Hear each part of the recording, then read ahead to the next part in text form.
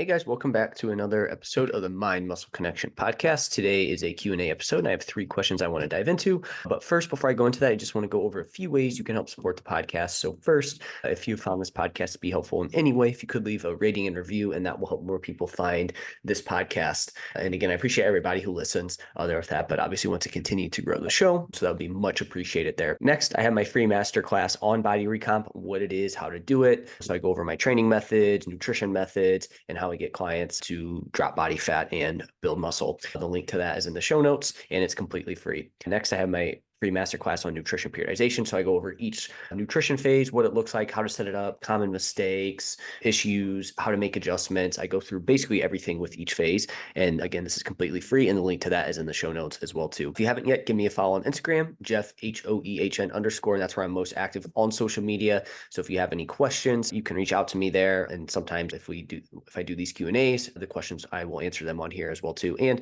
again, I'm always just a DM away if you do have a question on anything or need clarification on anything I've said here in the podcast or anything like that as well too. So with that out of the way, let's dive into today's questions. So I'm going to pull it up real quick. I should have this ready, but I don't. So the first question is around reverse to my estimated total daily energy expenditure, TDEE.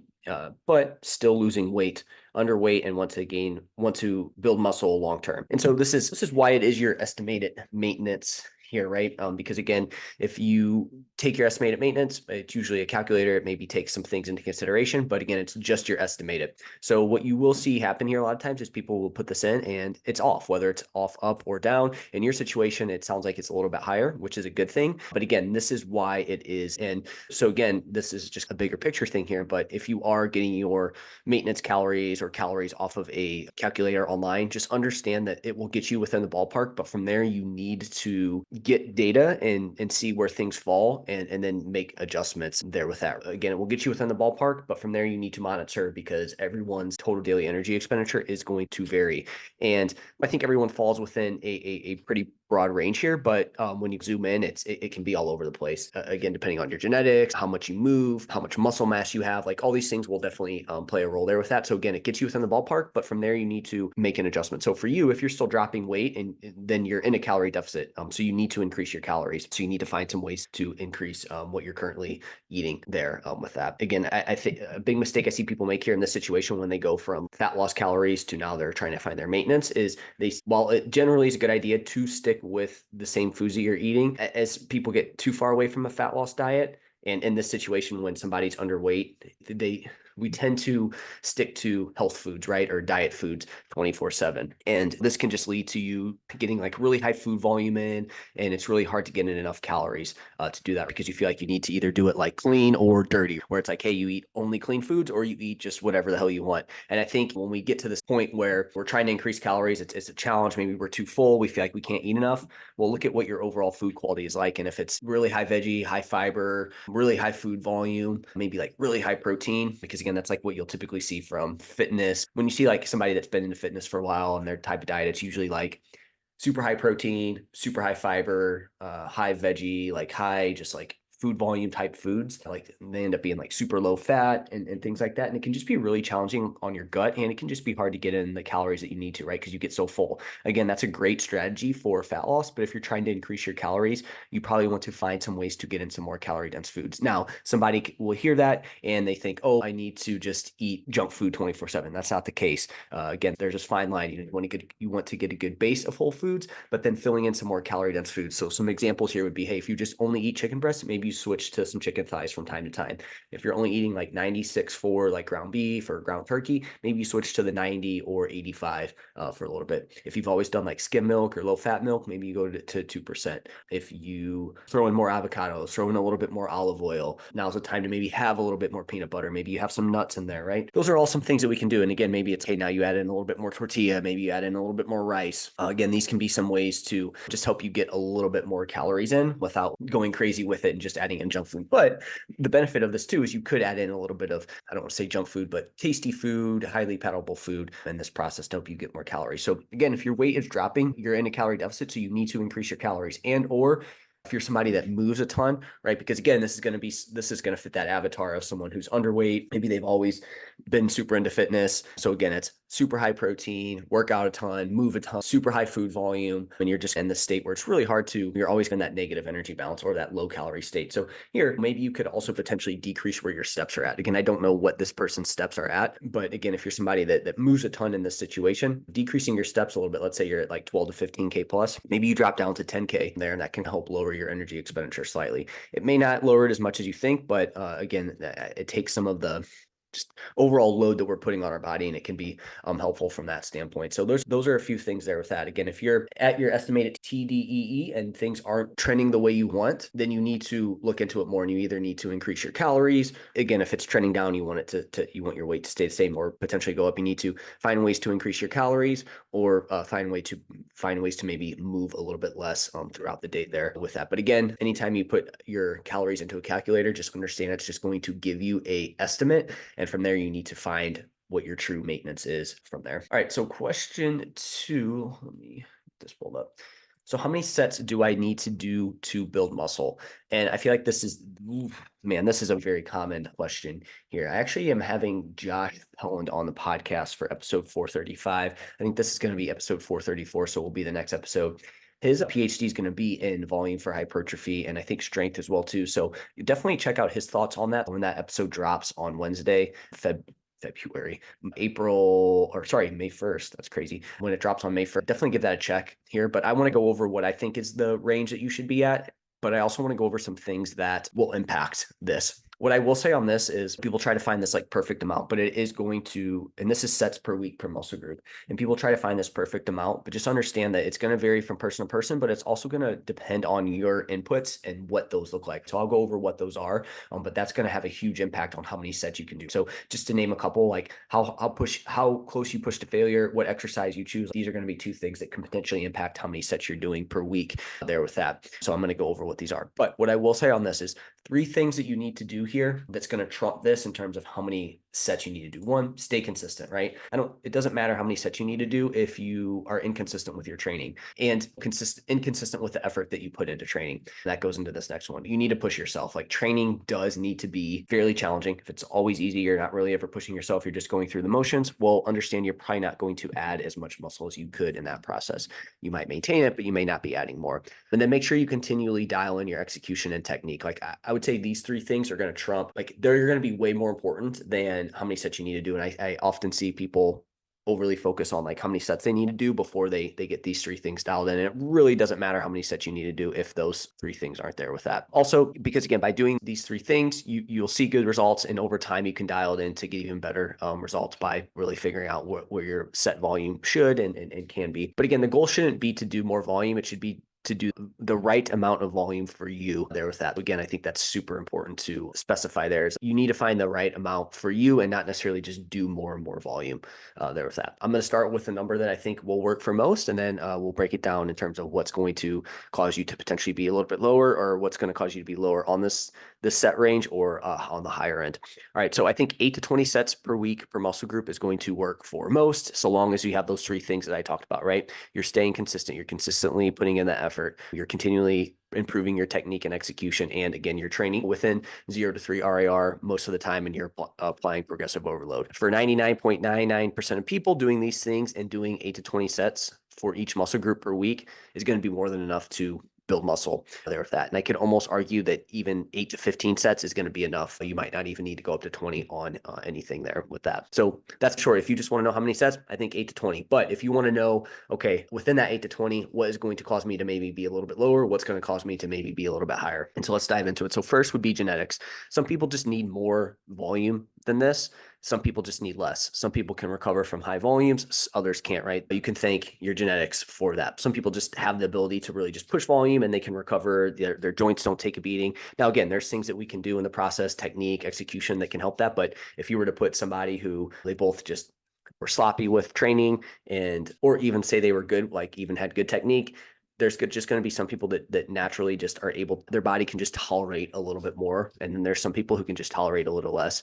We can think about sports here on this. One thing we don't really think about is, yeah, these athletes are just like super gifted, but what's their injury? What's their body, like from a genetic standpoint, like what's their, like how their body can handle the volume of stuff that they need to do and how susceptible they are to injury is going to play a massive role in how far they can go. I'm sure there's just thousands of people that are really athletic in like high school and college, but they just, for whatever reason, they just can't stay healthy and they never really reach their potential, right? You never hear about those people. Whereas like these people that make it to the professionals, they're able to, genetically, they're probably able to, their body can handle a little bit more and they don't ever really have injuries that impact them. And therefore they're able to continually develop their skill and be able to stay healthy and actually progress and make it to the professionals, right? So same kind of thing here with this. Some people they might just get beat up more than others. And that's just the unfortunate truth there with that. So that's the first one is genetics. Two, specific muscle group you're training.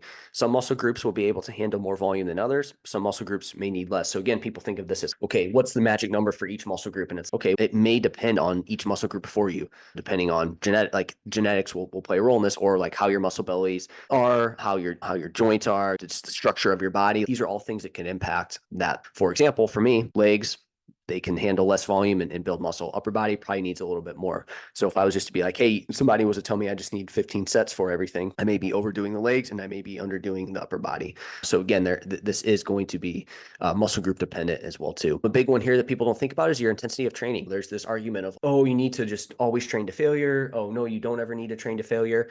But I think that we lose sight of the big picture here, because the more intense you train, the closer to failure you are, the less volume you'll be able to do. If you're somebody that really likes pushing close to failure, that's fine. That can definitely work, so long as, again, we go back to, hey, your body can handle it and everything like that. But you just are probably going to be doing a little less volume than somebody else.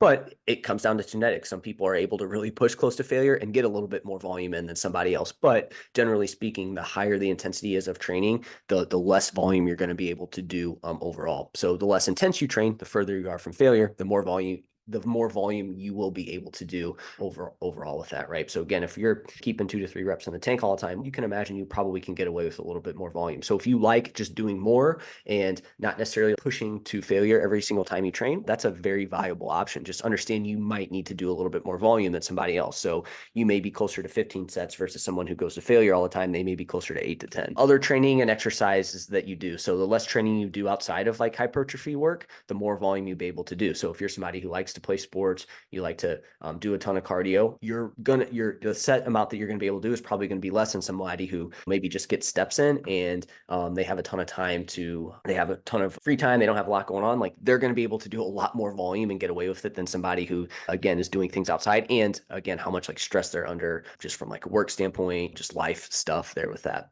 Training age, so how long you've trained will influence how much volume you can do. So again, where you're at in your training career is definitely going to impact that. Exercise selection, the exercises you choose will influence how much volume you can do.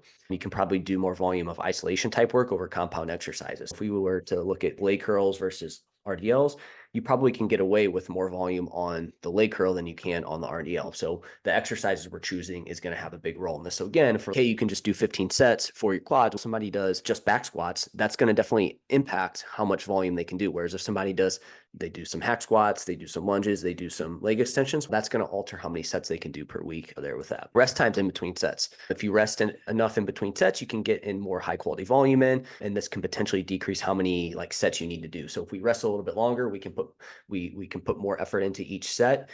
Maybe that means the intensity is a little bit higher than with that. We can maybe get away with a little less volume overall. If you take shorter rest times, you may have to do more sets than someone who rests long enough in between sets. Looking at your rest time is going to play a role. If you want to rest a little less in between sets because you just like doing more, you like to stay moving, that's fine, but just understand that's going to impact your performance on subsequent sets. So you may have to get in a little bit more volume overall to make up for that. Recovery outside of the gym, the better your recovery is outside of the gym, the more intense and the more volume you'll be able to do. So your sleep and stress management are going to play a big role here. Again, you take somebody who let's say you take a college kid who's taken 4 classes a semester. Again, college can be super stressful, right? But that's all the stress that you have. That person's probably going to be able to do a ton of more volume than the 35-year-old mom or dad who has a full-time job. They have kids they need to take care of. Maybe they also have to look over other family members. They want to have a social life. They have other commitments that they have.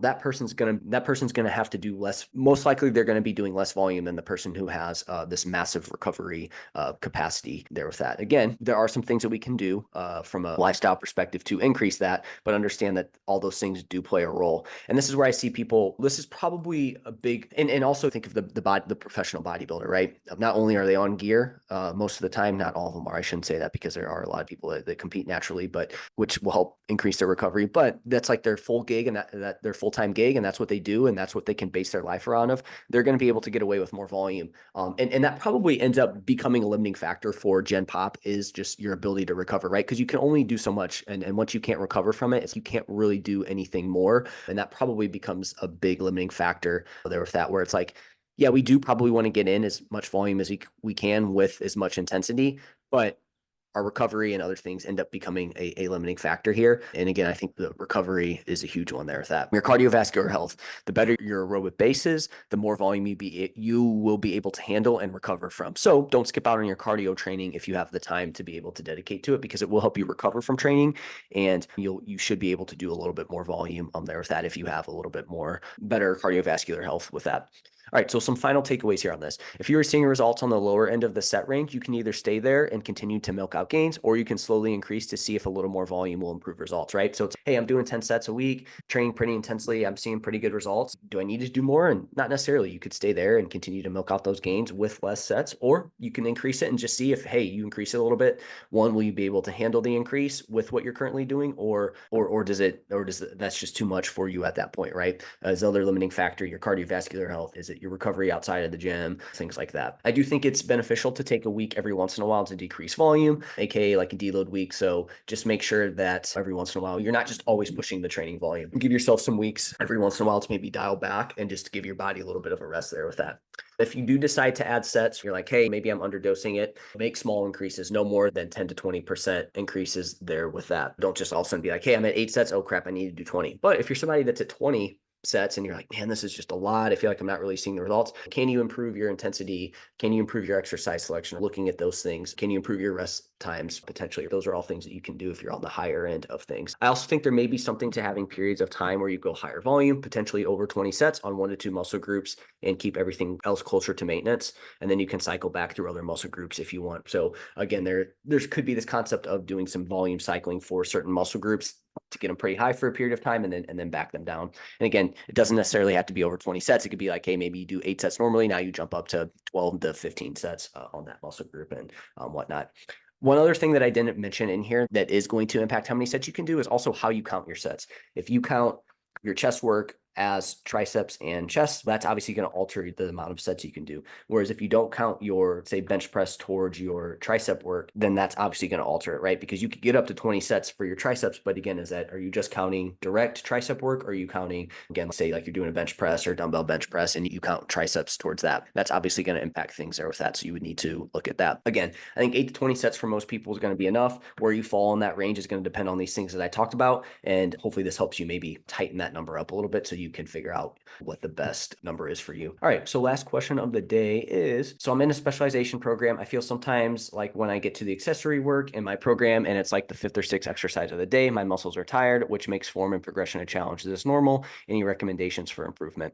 Yeah, and I definitely think that this is normal. So this is why I do think exercise order is important. So with clients, what I'll have them do is, obviously I write them their workouts. And I tell one of the most common questions I get is, hey, does it matter if I go out of order? Because maybe somebody's at a busy gym. And I tell them as long as you get it in, that's the most important. But do understand that exercise order is going to, when you do the exercise, is going to impact your progressions. It's going to impact how much you can do. So if you normally do something first and then you have to drop it down to 4th, 5th, or 6th, you're fresh when you do it first. So it definitely is going to impact your numbers. So you'll just need to understand that there with that. I could see somebody doing that. Sorry, Dale had to make sure he got his say here in this podcast episode. But I could see somebody doing that and they do it and now they're like, I feel like I'm getting weaker. I'm not making progression. But hey, you change that order. Like you were doing it fresh and now you're doing it fatigue. Like it's definitely going to impact things. So just understand that exercise order will definitely impact your ability to progress and what you can do on there with that. This is why, if we're trying to prioritize a muscle group, we would probably want to put that first at some point in the week, right? So if you're really trying to build up your biceps and you always train at fifth or sixth, hey, you do need to probably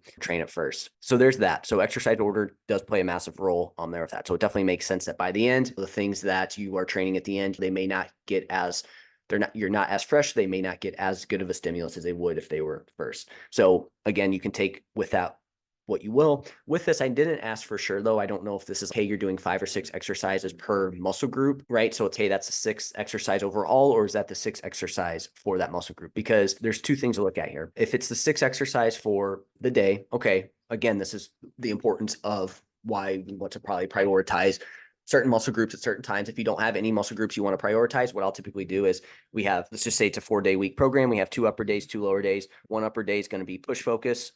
The second upper day is going to be pull focus, right? So it's like, hey, we're doing the upper first, or we're doing the push first one day, then we're doing the pull first one day. Lower body, one day is maybe quad focus, and then one day is maybe posterior chain focus another day, right? So that way we train each muscle group fresh at some point during the week there with that. So that's important to note with that to make sure we do that.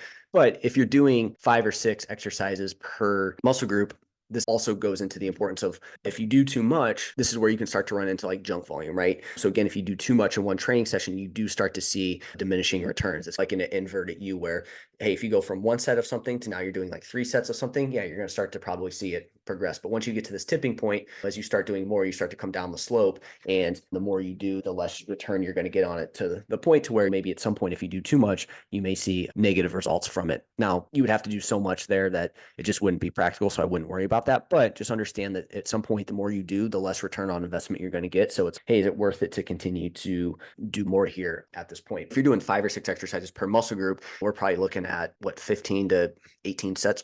And that's a bit too much at that point, in my opinion. I think research is showing that like that 8 to 10 set mark per muscle group per workout is where we would want to go. So that ends up being anywhere from 2 to 3 exercises per workout there with that. So there is a downside of doing too much. And again, if you're finding that you're doing 5 or 6 exercises per muscle group, maybe this is where you could start to potentially you could split it up into multiple days, right? This is where you can start to use the concept of frequency, where instead of having it all jammed in one session, we start to spread it out. So if you have 2 days like this where you're doing 6 exercises, maybe you split it up into 3 days, right? Now you're doing less. You're going to be more fresh for that muscle group there with that, right? So this is where we can start to use frequency. And this would be the downside of a bro split, where you just train one muscle group once a week. Is it's just would be really hard to get in the amount of volume you need to, because again, if we go back to inverted U, you start to come down on the other side of the slope there. A few other things you can do here on this is, one, have some lower RAR for things in the beginning of your workout. So typically more comp movements, let's say RDLs, for example, or hack squats or bench press. With those, we can train a couple reps away from failure and still get good results, and just probably get the same that we would. Like, we don't necessarily need to go to failure. If you go to failure on those, just understand that there is going to be some downstream impact of that, to where you might not be able to push exercises later on. So one thing you could do is lighten up a little bit on those first couple exercises, keep a couple reps in the tank there with that. Again, make sure that you're not thinking about just the right now. It's, hey, how is this going to impact me later? So that's one thing you could do there. And then second, sorry, Dale still wants people to know he's here. And then again, the last thing, as I said, that you can do is, if it's a priority muscle group, just put it earlier in the training session at some point there with that. So hopefully that answers that question. It gives you some idea on exercise order and how that works, and if you're feeling those exercises at the end are fatigue. I guess one other thing we could potentially add in here is, what's your nutrition overall? If you're in a deficit, obviously that's going to impact things a little bit more. Also, what's your carbohydrate intake around your workouts? If that's pretty low, that could be something that you could also add in to maybe help you with the later exercises in your workout. So also look at your overall carbohydrate intake and around your work, the timing of it around your workouts as well too. So that's it for this episode. If you have questions like these that pop up all the time, maybe again, how many sets do I need to do per workout? What exercises do I need to do? How many days per week do I need to train? What are my macros? What nutrition phase I need to be in? If these are questions you commonly have, then my free 30-minute strategy call is for you. We'll dive into your goals, what you're struggling with, and come up with a game plan for the next couple months. If you're interested in that, the link to that is in the show notes. And again, I'm always just a DM away if you have any questions. So that's it for now. Talk to you soon.